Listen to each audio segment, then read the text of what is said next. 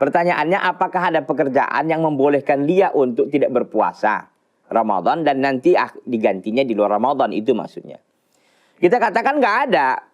Jadi nggak ada pekerjaan sampai hari ini ditemukan ya. Tidak ditemukan pekerjaan yang memang seseorang itu boleh ya untuk untuk bekerja lalu meninggalkan Ramadan. Pertanyaannya kan, Ramadan ini wajib apa tidak? Wajib. Kalau wajib dilaksanakan. Oh, saya bekerja Pak Ustadz. Kerja Anda kerja apa gitu? Ini kadang-kadang pertanyaan khoyali kata para ulama fikih. Pertanyaan imajiner gitu. Memang sulit ditemukan faktanya gitu. Apa pekerjaan hari ini yang memang dia harus bekerja pada Ramadan? Ini kadang-kadang orang begini ya. Semangat ibadahnya itu rendah sekali.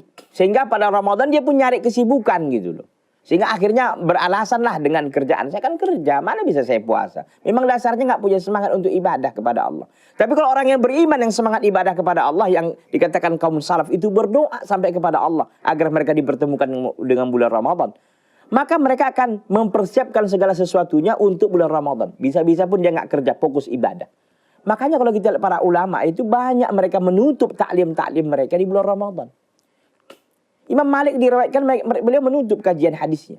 Kenapa? Karena untuk fokus di bulan Ramadan. Ya dia nggak tahu, kita nggak tahu kan. Apakah Ramadan ini kan kita ketemu lagi nggak di tahun yang akan datang. Maka mari kita maksimalkan. Mari kita rebut sebaik-baiknya kesempatan yang baik ini. Jangan nyari-nyari alasan. Ini kadang-kadang kan sebagian orang begitu.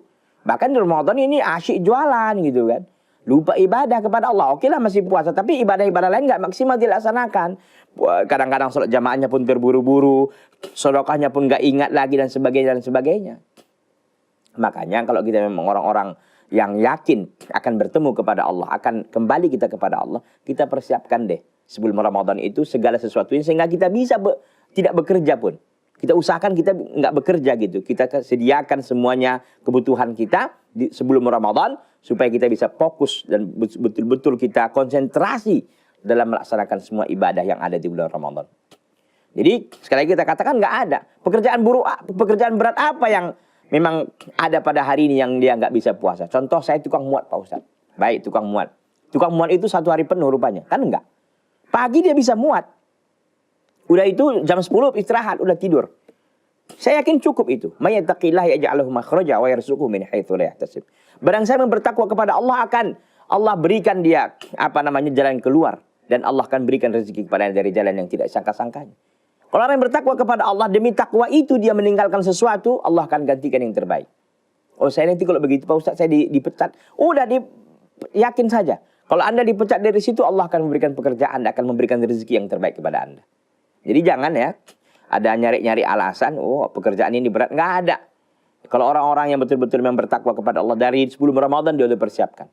Sehingga nanti Ramadan dia bisa fokus ya. Jangan hanya menyibukkan diri pada waktu Ramadan dengan pekerjaan-pekerjaan yang sesungguhnya ringan tapi dialaskan, oh ini saya berat segala macam sehingga katanya boleh meninggalkan puasa. Tidak boleh. Itu wajib dilakukan ya. Kecuali dia sakit, itu baru dia boleh meninggalkannya dan nanti diganti pada hari lain di luar Ramadan. Ya, intinya tidak ada pekerjaan yang membolehkan dia untuk membuka puasanya.